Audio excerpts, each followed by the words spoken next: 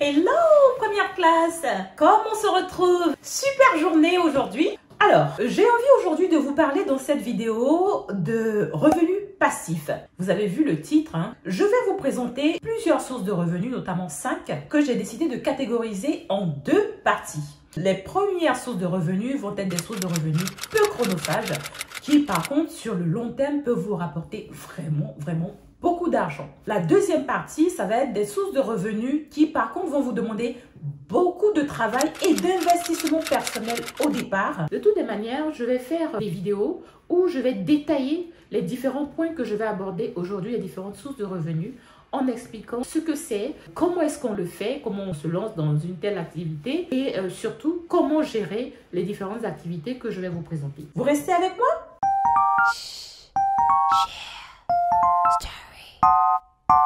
Très concrètement, pour le numéro 1, il s'agit de revenus passifs auxquels tout le monde devrait penser. C'est l'assurance vie.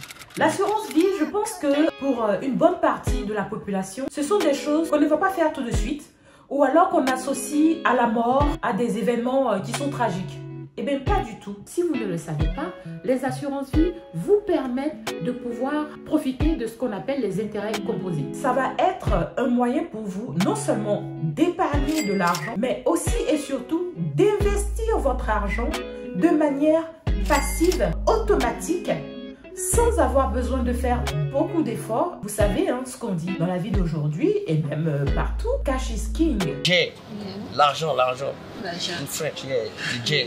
You don't know the J? No. Cash is king, il faut pouvoir avoir de l'argent. L'assurance vie, c'est quelque chose que vous allez ouvrir, vous allez mettre de l'argent de côté, mais c'est sur le long terme que vous allez voir les bénéfices de cet investissement. Attention, je ne suis pas experte en investissement financier ou quoi que ce soit. Je vous partage ma propre expérience. Et pour moi, avant de faire chaque investissement, je vais aller faire des recherches. Je vais aller me renseigner. Par exemple, sur YouTube, il y a plusieurs YouTubeurs qui ont fait des comparatifs d'assurance vie qui expliquent exactement ce que c'est. Donc, cherchez d'abord à comprendre de quoi il s'agit. Ensuite, vous allez pouvoir comparer et agir. C'est comme ça que j'ai fait. Pour ma part, j'ai décidé d'ouvrir une assurance vie chez Linksea. Linksea 2 Spirit. Je vais vous mettre le lien en barre de description. Pourquoi j'ai fait ce choix-là? Parce que Linksea propose une assurance vie avec des frais réduits. Les frais d'arbitrage, les frais de courtage, tout ça sont des thèmes que je vais développer un peu plus tard. Vous allez voir qu'il y a certaines banques qui vont vous proposer une assurance vie. Ne faites pas ça. Non, surtout pas ça. On n'ouvre pas une assurance vie auprès d'une banque. Tout simplement parce que c'est une assurance. Donc, c'est auprès d'une compagnie d'assurance qu'il faut ouvrir une assurance vie. La banque, en réalité, n'est que l'intermédiaire. Donc, la banque va vous prendre des frais pour pouvoir faire l'intermédiaire auprès d'une assurance qui va, elle, vous proposer un contrat d'assurance vie. C'est une façon d'économiser donc votre argent en allant directement vers les experts, donc vers les assureurs. Sachez que c'est un investissement à long terme. À long terme, pourquoi? Vous mettez de l'argent de côté, vous oubliez cet argent pendant 10 ans. En tout cas, c'est l'option que j'ai prise. Quand vous voulez ouvrir une assurance vie, sachez aussi qu'il faut bien faire attention aux frais. Pour ma part, pour tout ce que j'ai pu faire comme activité, tous les comptes que j'ai pu ouvrir, tous les investissements que j'ai pu faire, j'ai systématiquement 3 choses que je fais. D'abord, je me renseigne, je me forme, je m'informe. Et quand j'ai bien compris le produit que je veux utiliser, vers lequel je veux partir, à ce moment-là, je passe à l'action. Deuxièmement, le crowdlending, prêt participatif. Le crowdlending, ce sont des plateformes qui vous permettent de pouvoir prêter de l'argent soit à des entreprises, soit à des particuliers. D'accord? Donc, vous faites des prêts hein, pour pouvoir participer au développement de l'activité de certaines entreprises qui n'ont pas les moyens d'aller faire un prêt bancaire ou de pouvoir obtenir un capital autrement qu'en passant par un prêt. Vous, en tant que particulier, ce que vous allez faire, c'est de donner ce que vous pouvez pour pouvoir permettre à cette entreprise de réunir la somme dont elle a besoin pour se développer. C'est quelque chose que je trouve très intéressant. Parce que le crowdlending, c'est de l'argent que vous allez certes prêter, mais c'est aussi une façon d'épargner et en plus de le faire fructifier. Alors ça va peut-être pas vous rapporter des sommes énormes au départ parce que vous pouvez investir des petits montants. Si vous n'avez pas trop de moyens, vous commencez par des petits montants. Mais ce qui est bien avec le crowdlending, c'est que ça ne vous prend pas beaucoup de temps.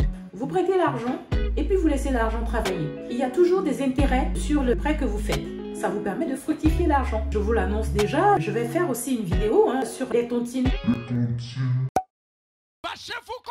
On nous incite dans la diaspora à faire des tontines et tout. Très honnêtement, j'en ai fait, mais pour moi, la tontine ne donne pas d'intérêt finalement. C'est bien pour épargner, mais par contre, pour faire travailler l'argent, c'est pas forcément la meilleure des solutions. Le crowdlending, ça peut être une alternative. T'as pas de communauté, t'as pas de relation ou de personnes avec qui pouvoir faire une tontine ou quoi. Tu fais ta tontine tout seul et en plus, ça te rapporte de l'argent. Donc, comment est-ce qu'on fait? Comme je l'ai dit au départ, c'est d'abord aller me renseigner sur Internet, chercher, et j'ai découvert la plateforme October où je fais du crowdlending depuis un moment. D'ailleurs, avant de le faire, j'ai vu que c'est la plateforme qui est numéro 1 en ce moment en Europe parce qu'il y a d'autres types de plateformes qui existent dans les autres pays occidentaux. C'est aussi parce que je me dis, pour l'instant, je suis en France et je veux prendre le chemin de la liberté financière. Donc, voici des moyens qui sont mis à ma disposition pour faire fructifier l'argent.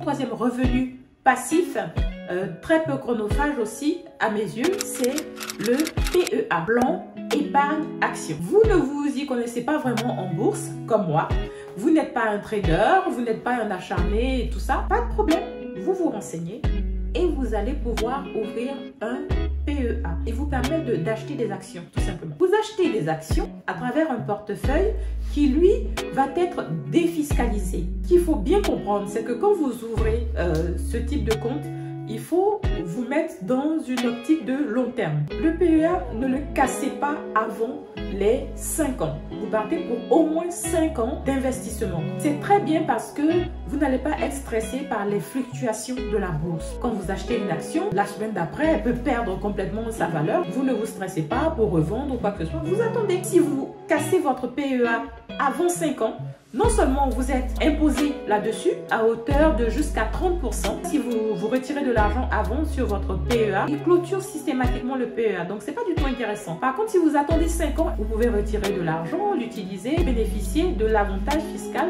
qui va faire que désormais, au lieu de 30%, ça va être plutôt 12% d'imposition que vous allez avoir. Vous ouvrez un PEA, vous achetez des actions et vous laissez l'argent travailler tranquillement.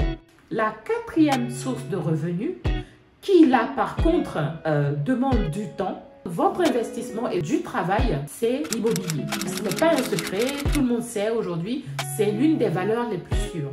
Mais avant d'avoir des résultats mais vraiment explosifs, sachez qu'il va falloir au départ vraiment travailler. Il faut apprendre à comprendre ce que c'est que l'immobilier. Il faut apprendre à éviter les erreurs. Sachez que l'immobilier, si vous faites une erreur, ça peut facilement vous coûter des milliers d'euros. Et rapidement, on ne parle plus de 20 euros que vous investissez ou quoi. On est vraiment à un autre niveau. Et pour ça, il faut vraiment travailler, mettre les choses en place. Par exemple, les visites d'appartements, il faut les faire vous-même pour prendre de l'expérience, pour comprendre ce qui se passe. Il faut aller vous-même rencontrer le notaire. Donc, il y a toutes ces choses-là qui vont vous demander du temps, qui vont vous demander de l'énergie et de l'investissement. Par contre, c'est une très belle source de revenus passifs. Deuxième source de revenus aussi assez chronophage, ce sont les investissements alternatifs que vous pouvez faire.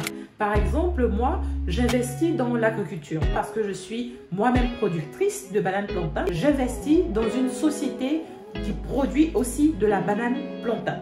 Pourquoi? Parce que c'est ce que je connais, parce que j'ai déjà une expérience dedans. Par contre, ça me demande du temps, ça m'a demandé du temps, puisque c'est d'abord en faisant moi-même et en comprenant très exactement comment ça fonctionne que j'ai eu confiance et j'ai pu investir dans ce domaine-là.